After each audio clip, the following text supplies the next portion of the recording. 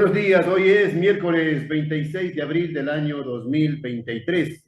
Transmitimos desde Cuenca, Patrimonio Cultural de la Humanidad. A esta hora estamos saludando y dando la más cordial bienvenida al doctor Carlos Castro, asesor jurídico de la Asamblea Ciudadana denominada Gran Cruzada por la Vialidad de la SUAY. Doctor Castro, buenos días, gracias por aceptar la invitación.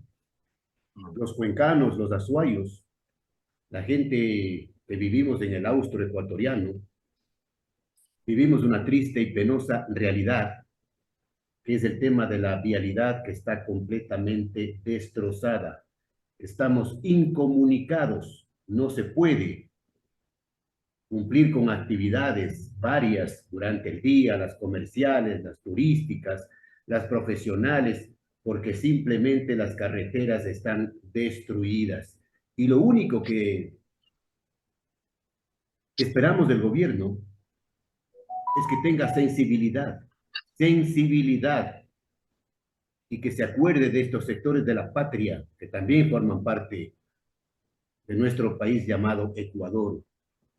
Doctor Castro, esta publicación de Diario El Mercurio, recordará usted, de fecha viernes 27 de mayo del año 2022, prácticamente ha pasado un año, cuando vino el presidente Lasso a Cuenca, concretamente al Cantón Paute, traído por el entonces ministro de Obras Públicas, Marcelo Cabrera, y lógicamente montaron un lindo show, indicando que iban a hacer grandes obras viales en beneficio del austro ecuatoriano. Un plan, hablaron de un plan que contempla concesiones. En la provincia de La Suay se priorizan 11 proyectos entre estudios y obras. Ha pasado un año y pregunto, ¿qué hemos conseguido? ¿En dónde están esas concesiones? ¿En dónde están esas obras? Doctor Castro, ¿cuál es su comentario sobre este penoso tema? Buenos días, Jaime. Gracias por la invitación a esta entrevista y un saludo a la distinguida audiencia de tan importante medio de comunicación. Al respecto, debo señalar que efectivamente la provincia de La Suay sufre un estado de emergencia vial permanente y hemos llegado ya a una situación de grave riesgo de quedarnos absolutamente incomunicados. Esta desastrosa situación vial que viene arrastrándose desde hace mucho tiempo, se ha agudizado en los últimos momentos por factores climáticos, es verdad, pero no es menos cierto que no ha existido un plan de mantenimiento vial, un plan de por lo menos tener los equipos necesarios para enfrentar las emergencias viales, tanto es así que las últimas relacionadas con deslizamientos se ha tenido que enfrentar con la utilización de maquinaria prestada de los gobiernos autónomos descentralizados municipales o del gobierno provincial de la SUAY, porque el Ministerio de Transporte y Obras Públicas está desmantelado. No tiene el personal, los recursos económicos, los recursos tecnológicos, la suficiente maquinaria para enfrentar ni siquiera las emergencias viales. Una situación de desmantelamiento que en gran parte obedece, por supuesto, al modelo de gestión del Estado, que, claro, su esperanza lo coloca, su visión lo coloca en la empresa privada para las contrataciones, pero no advierte o no tomó la precaución de tener mínimos de equipos para enfrentar estas emergencias, o por lo menos en el caso de los AIS eso no existe. De forma que la situación vial de la zona no ha cambiado desde hace mucho tiempo, persiste, se ha agudizado y hoy estamos al frente casi al borde de estar incomunicados. De seguir así el temporal, de hecho, vamos a sufrir una tragedia vial con gravísimas consecuencias para la población. Bueno, doctor Castro, mañana es la gran marcha convocada por la Asamblea Ciudadana. Como le pregunté al economista Serrano el día de ayer y conversado también con la arquitecta María Cristina García, presidenta de esta Asamblea Ciudadana y también presidente de la Cámara de la Construcción de Cuenca. Esperamos que el día de mañana haya una marcha multitudinaria para ver si así el señor gobierno entiende y atiende los urgentes requerimientos que tiene la población azuaya. Así es, todo está a punto, Jaime. Se ha tomado todos los recaudos necesarios para que esta marcha tenga el éxito del caso. Se han cursado las respectivas invitaciones a la ciudadanía en general, pero también a las instituciones, colectivos ciudadanos, organizaciones gremiales, a las autoridades de los gobiernos autónomos descentralizados, parroquiales, cantonales y del gobierno provincial, tanto a las autoridades salientes como las autoridades electas. Igualmente se ha definido ya el trazado definitivo del recorrido, tanto de los diferentes buses, delegaciones de transporte que saldrán a las calles, así como también de la ciudadanía. De forma que los detalles están ultimados. Esperamos que esta marcha se desarrolle de manera cívica, con profunda función patriótica, una marcha de carácter pacífica, donde, como se señala, se quiere demostrar al gobierno el enorme descontento que existe de la provincia de la Azuay, yo diría de la región austral, porque inclusive van a estar presentes delegaciones de otras provincias, porque este es un tema que rebasa la provincia para ser de carácter regional, frente a un gobierno que solamente tiene mira, o tiene una visión relacionada con ciertos polos del desarrollo, y un ministro de Transporte y Obras Públicas que definitivamente para lo único que sirve es para venir acá a nuestra provincia y firmar un supuesto acuerdo de estudios para una autopista que yo llamo una autopista al cielo. Autopista que dormirá el sueño de los justos. Una autopista futura, incierta, de Biblián a Guayaquil. Por eso yo comparaba como que está una casa incendiándose y recién se quiere contratar los estudios para la instalación de un proyecto de agua potable. Es decir, es una cosa absurda, ¿no? Cómo se pretende tomar el pelo a los conciudadanos, y por eso es que hay una ira, yo diría, en la ciudadanía frente a tanta injusticia, porque el presupuesto del gobierno central no se compadece en el ámbito de la vialidad y en otros aspectos frente a la masa tributaria que nosotros entregamos al gobierno central. El modelo centralista del Estado unitario se ha agotado, y por eso hemos señalado de que este no es un tema solamente de solucionar el asunto vial, sino tenemos que avanzar, Jaime, a conseguir definitivamente una nueva forma de relación de las provincias con el Estado central, un nuevo modelo de Estado, porque definitivamente esto no funciona, este Estado unitario centralista. Doctor Castro, usted escribe en el último artículo publicado en Diario El Mercurio y difundido también a través de las redes sociales sobre el tema de la vialidad, y señala como penuria la vialidad. Penuria. También habla de la descentralización. ¿Cuándo nos llega la descentralización? Todo en Quito, la burocracia dorada. Desde el papel tiene que venir de Quito. Y también usted habla de formar mancomunidades para que pueda salir adelante no solamente las provincias, sino el país en general. Sí, bueno, este es un artículo que, aclaro, Jaime, no está escrito para el Mercurio, está escrito para las redes sociales. Entonces, en ese artículo lo que señalo son dos cosas fundamentales. Primero, el establecer el marco jurídico necesario en el cual se inscribiría un proyecto de delegación de competencias. Dentro de esa delegación de competencias, hablo de la necesidad de la delegación administrativa vial para que el gobierno provincial asuma la administración vial de ciertas vías fundamentales que están señaladas en ese artículo. Es decir, por un lado, la autopista Cuenca-Azogues, que tendría que hacerse posiblemente en coordinación con el gobierno autónomo descentralizado municipal de Azogues, el tema del tramo de la vía, Cuenca-Girón Pasaje, la Cuenca-Moyoturo, el Empalme, y las dos vías por Pauta y Gualaceo hacia el oriente, que serían las vías fundamentales.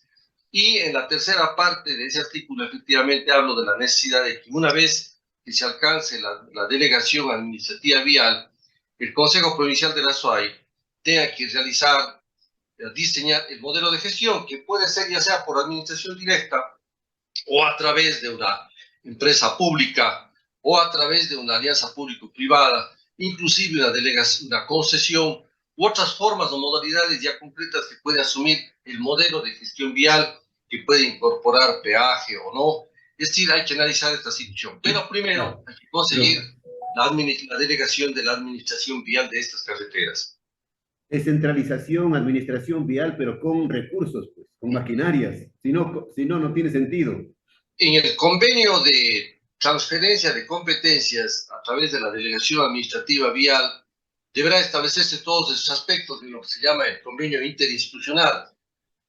Claro que la aspiración podría ser que frente a un Estado fallido, inclusive en el ámbito de la vialidad, la propia emergencia sea tratada por el gobierno provincial de la SUAY. Mire usted que el 20 de marzo se dictó, se expidió el acuerdo ministerial que declara en emergencia las dos vías principales, la E35 y la E40, si no me equivoco, es decir, la cuenca Girón Pasaje y la cuenca Monitura del Palo. ¿Qué sucede? De que hasta el momento no tenemos nosotros información de que efectivamente avance esa situación, y nos preocupa, Jaime, porque las reformas a la Ley Orgánica del Sistema Nacional de Contratación Pública controla que la ejecución tiene que hacerse en 60 días. Entonces, si hablamos del 20 de marzo, claro, es decir, esa es la situación, como no tienen estudios, no tienen planificación, es una debilidad total. La pregunta es, ¿se podrá en 60 días acometer la emergencia? Por eso creo que lo más racional sería, número uno, que inclusive la propia emergencia sea delegada para su atención al gobierno provincial de la SUAY o a una mancomunidad de gobiernos locales. Número dos, que tiene que entregarse igualmente los fondos necesarios para lo que significa el mantenimiento, que es otra cosa distinta de la emergencia. Y por lo tanto, allí viene el tema que hablamos de la necesidad de que se transfieran recursos necesarios para que el gobierno autónomo descentralizado provincial, sustituyendo al gobierno central, pueda afrontar de mejor manera, con más eficacia, con más conocimiento, para que exista la mayor veeduría y control social sobre las obras que se realicen, porque al final nosotros acá nos conocemos, y sobre todo, Jaime, que los recursos que vengan para la vialidad de la SUAY se queden aquí, porque este dato de centralismo absorbe todo, con empresas, con consultoras de Quito, de Guayaquil o de otras provincias, y definitivamente, inclusive, respecto de la situación propia de la vialidad de la SUAY, inclusive los fondos para atender esas cosas, no queda dentro de la provincia. Es una verdadera tragedia. Se llevan todo y nos dejan el hueso. La ley del embudo ni siquiera el hueso, porque se llevan todo, inclusive los restos de las producciones se llevan con las esperas del gas licuado. Ahora, que no vengan las autoridades a decir que es un tema político la marcha del día de mañana. La verdad es que ese es un fariseísmo político, porque saben ellos que los problemas trascendentales de la sociedad y la comunidad son políticos. Y como siempre hemos dicho, ¿quién no es político en una sociedad, peor en la sociedad tan heterogénea como nuestra? Es un dios o una bestia, ¿no? Solamente Dios o las bestias están fuera de la política. Los demás somos ciudadanos que tenemos inclusive la obligación ética de preocuparnos por los problemas de nuestra comunidad, de nuestra sociedad. Entonces es un enorme fariseísmo político. Todos somos políticos, los gobernantes, los gobernados, los jueces, los periodistas. El problema es que políticos en el sentido de ver por el bien común, fuera de la política partidaria por un lado, o fuera de la politiquería y el populismo. Entonces ellos acusan de políticos cuando ellos lo son, y entonces es un terrible fariseísmo, ¿no? Pero eso no nos van a quitar, no nos van a deslegitimar, y vamos a permitir realmente que quiera engañar en ese sentido a la ciudadanía. Ahora esperemos que la Asamblea Ciudadana no se deje sorprender nuevamente con falsos ofrecimientos, con engaños, con nuevas fechas, con nuevos montos, con nuevas obras, con que ya mismo.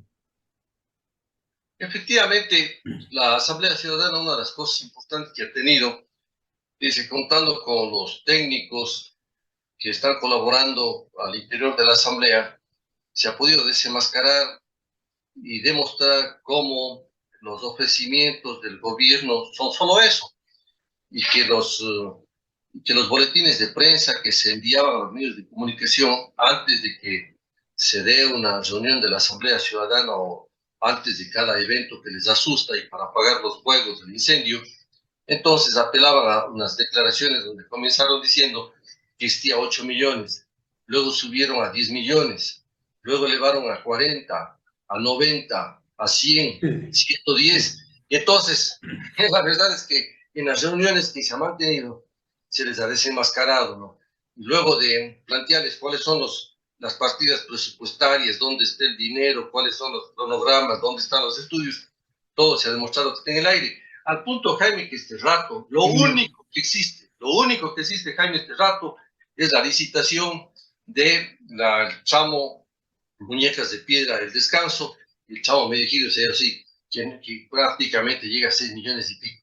Del resto son pajaritos en el aire, y definitivamente la provincia de La Suay no puede contentarse con eso. Del resto puro bla bla, puro Yo presimiento. te ofrezco, busca quien te dé. A quien te dé. Ahora, doctor Castro, dicen que la presencia de la señora Dora Ordóñez en la subsecretaría del Ministerio de Obras Públicas es parte de las negociaciones que se están dando en la Asamblea Nacional por el tema del juicio político al presidente Lasso que está en marcha. Quisiera una opinión suya sobre el tema. Bueno, yo he escuchado también ese comentario. Sin embargo, Jaime, al margen de las personas, yo voy a decir una gran verdad. El anterior subsecretario acá en el Azuay fue una víctima, un chivo expiatorio. Él tuvo que enfrentar todo el tema de la emergencia vial y yo creo que lo hizo con enorme compromiso de ciudadano azuayo. Y claro, no tenía recursos, pero le vimos cómo se batía gato panza arriba para poder afrontar con lo mínimo que tenía, un buen funcionario. Pero fue un chivo expiatorio. Y luego, ¿no es cierto?, se nombra a la ingeniera Dora Ordóñez, de cuyas capacidades no lo niego jamás, pero a mí me parece que si sin recursos va a tener la misma suerte. ¿Qué puede hacer si todo está concentrado, las decisiones? A calentar el puesto y a cobrar el sueldo. Yo creo que será, Jaime, una víctima más, ¿no? No es que va a ser la ineficiente, no, sino que no va a tener los recursos necesarios como para afrontar. Usted sabe que la cuerda se rompe por el lado más flojo. Yo le deseo a ella todo el éxito del caso, pero como están las cosas, veo que los funcionarios son los sacrificados, porque definitivamente todas las decisiones se toman desde Quito y acá simplemente a veces se da una vil utilización a los funcionarios dependientes dentro de la estructura jerárquica del Ministerio de Transporte y Obras Públicas. Doctor Castro, y ya sobre el juicio político, en la Asamblea Nacional, los dimes y diretes, acusaciones van, acusaciones vienen, dicen que está por allí andando el hombre del maletín inclusive, comprando votos, haciendo gestiones, entregando ministerios. Eso parece que, esa mala costumbre parece que no cambia en el país y así no salimos nunca del hueco. Junto al desarrollo del juicio político que tiene que seguir el proceso establecido en la Ley Orgánica de la Función Judicial, se da otro proceso paralelo, que es el tema de las negociaciones políticas. Y dentro de las negociaciones políticas, procesos que rayan en el toma y daca. Esta ha sido la constante en la historia nacional respecto de las interpelaciones que antes se realizaban a ministros o los juicios políticos, nombre con el cual hoy se designa a las interpelaciones. Y claro, desde el punto de vista de las negociaciones políticas, que por supuesto se da también en otras realidades del mundo, sin embargo, se suele degenerar en corrupción, en la compra-venta de conciencias y compra-venta de votos, lo cual sería terrible. En todo caso, yo lo que veo, Jaime, desde el punto de vista estrictamente jurídico, que hay una terrible confusión en múltiples asambleístas, en múltiples comentaristas, porque este no es un tema de un juicio de carácter penal o un juicio ordinario, donde tienen que establecer el delito y los autores de un delito de peculado. No, es un tema donde tiene que establecerse cuál es la responsabilidad política del presidente de la República en un presunto peculado. Y digo presunto porque la materia ya de carácter penal será establecida por la Fiscalía y los jueces y tribunales respectivos. Pero aquí no es que los legisladores tienen que establecer y decir, esta conducta se tipifica como peculado, y el peculado consiste en esto. No, lo que tiene que señalar es, lo que tiene que establecer es las responsabilidades del primer mandatario del país en cuanto a que con sus acciones u omisiones permitió que efectivamente se den conductas que terminan lesionando, ¿no es cierto?, el tema de la fe pública o el erario nacional. De eso se trata. Entonces hay una confusión tremenda. Y claro, en ese juicio político, muchos dicen, debe concretarse a que los legisladores solamente hablan del peculado. No, pues porque realmente en un juicio político, un hecho como tal, se desenvuelve en un contexto nacional y por tanto un juicio político implica un escrutinio en general de la conducta de un gobierno. Es un juicio político, entonces usted no puede referirse y concretarse únicamente al tema de la responsabilidad política de un peculado, porque esto está derivado de un contexto general de la forma de gestión de un gobierno en la dirección del Estado. Entonces es imposible que las cosas no se relacionen, se establezcan concatenaciones, porque los derechos sociales no son aislados, de forma que es una quimera pretender que única y exclusivamente los asambleístas se refieran al tema del peculado, ¿sí?, por el manejo y transporte del petróleo. Entonces hay desconocimiento e ignorancia también, doctor Castro, porque escucharle, por ejemplo, a la señora asambleísta de apellido Pazmiño, una de las activas en este juicio político, interviniendo y hablando de cláusulas en vez de cláusulas, entonces uno dice, ¿en dónde ha caído el país y qué clase de asamblea tenemos? Hay una mediocridad en la calidad de la composición de la Asamblea Nacional, es innegable. Ya hace tiempos el expresidente de la República, Carlos Julio Arosemena, advertía de esa suerte de degradación de la composición política del Estado y sobre todo de órganos colegiados como la Asamblea Nacional, antes Congreso de la República o Parlamento. Porque en gran parte debido a que los ciudadanos y ciudadanas honestos, capaces, no se prestan para el tema de ser candidatos a las elecciones por el desprestigio de la política y porque entrar en ese mundo de la política es un mundo del desprestigio. Tal forma que eso hay que admitir, hay una suerte de mediocridad con ciertas excepciones. Y claro, hay unos enormes fariseísmos e inconsecuencias, ¿no? Cuando vemos a propios miembros que deberían tener una actitud más objetiva, más neutral, más moderada, prudente al dirigir, por ejemplo, la Comisión de Fiscalización, y se han vuelto defensores políticos acérrimos antes de nada del presidente de la República. Yo digo, tiene su derecho, pero cuando usted está dirigiendo una fiscalización, una auditoría, donde está usted instrumentando un proceso administrativo para establecer, recopilar datos, informaciones, etcétera, usted no puede entrar en la calidad de defensor. Eso tiene que hacerlo ya en la etapa del juicio político propiamente dicho, cuando se debata el tema ya de la responsabilidad, ahí sí háganlo. Pero si usted preside una comisión de fiscalización, tiene que hacerlo de manera prudente, de manera tal que pueda recopilar información de la manera más objetiva, sin adoptar una posición ni en pro ni en contra. Y eso es terrible. Imagínese usted, para mí me da pena de que legisladores con una valía, que han sido valientes en la denuncia, por ejemplo, como Fernando Villavicencio, lleguen finalmente a desfigurarse, ¿no? Créanse que para mí es una preocupación, y yo tengo que decir que es un legislador valioso, un legislador que ha denunciado con valentía, pero ¿cómo se desfigura al último? Es una pena que eso sucede con legisladores de esa valía, porque entonces uno se pregunta, entonces, ¿qué queda, no? O sea, ¿qué rescata de la Asamblea?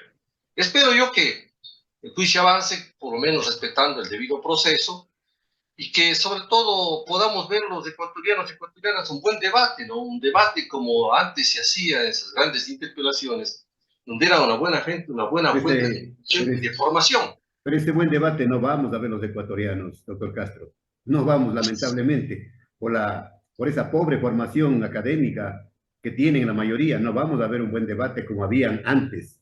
Sí, pero ahí eso nos lleva, Jaime, a apuntar la responsabilidad a los movimientos y partidos políticos. Porque al final los movimientos y los partidos políticos son la cantera de los candidatos. Entonces, si los movimientos y partidos políticos no forman a sus cuadros, a sus militantes, no preparan a los futuros líderes, no hay procesos de formación, capacitación, en la ciencia política, en diferentes materias que tienen que ver con la preparación para ser un representante ciudadano.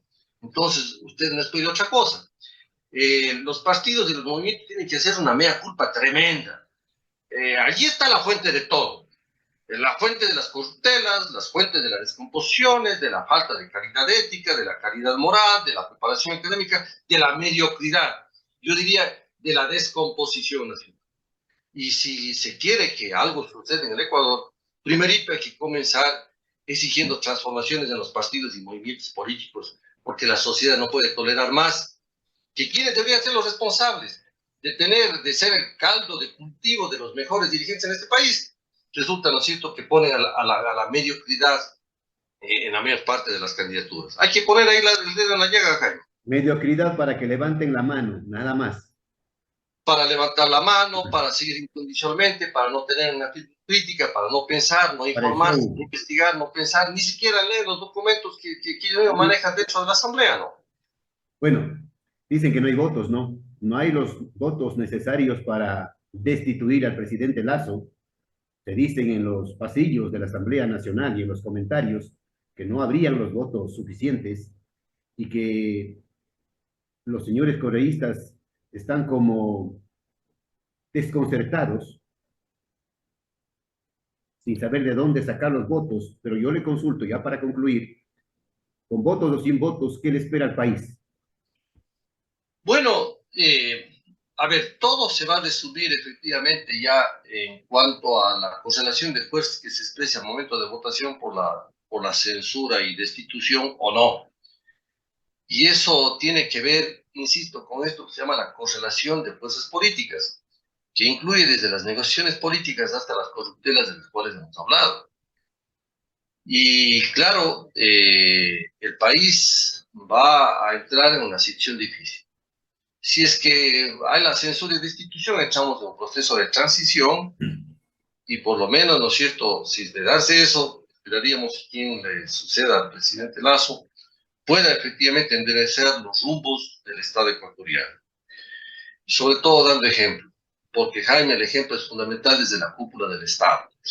Luego, si no se da esta situación, yo espero por lo menos que el presidente Lazo rectifique, ¿no? Aunque se le ha pedido rectificar y nunca ha rectificado. 2 años. Todos son poses, imágenes, movidas, maniobras, movidas de cintura, pero nada de fondo.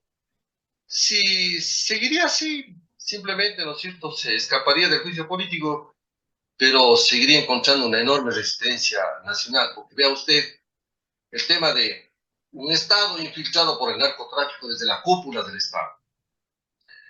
Un Estado con una terrible criminalidad común y la delincuencia organizada. Pero sobre todo, Jaime, algo que yo insisto, con una delincuencia estatalmente organizada. Porque al margen del tema del narcotráfico, usted tiene una descomposición y una corrupción terrible desde el propio Estado y grupos que se arman desde el propio Estado para cometer peculados y latrocinios contra el Estado. Y mientras no cambie este ambiente de corrupción en el país, este ambiente de inseguridad, y no hay una política que realmente incorpore al pequeño y mediano productor, a lo que se llama la economía popular solidaria, este país no tiene compote, porque ya estamos cansados de que todo se centralice y se concentre la riqueza en las élites financieras de este país que amasan las fortunas. Hay ciertas argollas económicas de las que sirve el gobierno. Y esa situación lo único que traerá es más descontento ciudadano. Vea usted la gente. ¿Y qué pasa con la economía? Lo que pasa es que efectivamente se sigue un modelo especulativo donde se concentran los recursos en el Banco Central para revalorizar los papeles de la deuda externa, y los grandes favorecidos son los tenedores de la deuda externa, que tanto menos pensado duplican sus expectativas de ganancia, porque efectivamente un buen nivel de reservas en el Banco Central favorece la revalorización de estos bonos de la deuda externa. Pero eso es una minoría, Jaime. Mientras tanto, no ha sido capaz el gobierno de tomar parte de esa reserva para justamente atender y dinamizar la economía nacional, que es lo que todo el mundo se queja. Y la otra situación, se denuncia cómo hay un cobro de una masa enorme de deudas financieras de los grupos más altos de esta sociedad, Y el gobierno se queja de que no tiene fuente, que no tiene ingresos públicos. Cuando hay más de 1.800 millones de deudas tributarias, es decir, de gente morosa, perteneciente a los círculos oligárquicos, que no que no pagan pagan, los que no pagan, privilegiados. y el gobierno no tiene recursos. Vea usted esta situación. Así no puede continuar el país definitivamente. ¿Qué va a esperar usted? Va a esperar que la situación se agrave, que vengan reacciones sociales. Entonces, en uno u otro caso, la situación del país es difícil. Y esto debe llamar la meditación a los ecuatorianos para que veamos Bien. que el tema central es el tema del ejemplo que deben dar quienes están en la cúpula del Estado. Usted sabe lo que significa el ejemplo. Si una casa es importante el ejemplo, no se diga en el manejo del Estado como una entidad que tiene que velar por la seguridad y el desarrollo de todos los ecuatorianos. Bien, veremos qué pasa el día de mañana y cuál es la reacción del gobierno nacional, de las autoridades, frente a toda la problemática, no solamente local, sino nacional. Volveremos, doctor Castro, cuando se dé el juicio político, cuando se dé el debate, entre comillas, y a ver qué pasa con este país saqueado. Gracias, doctor Castro, desde siempre y hasta siempre. Gracias, Jaime, muy amable. Buenos días.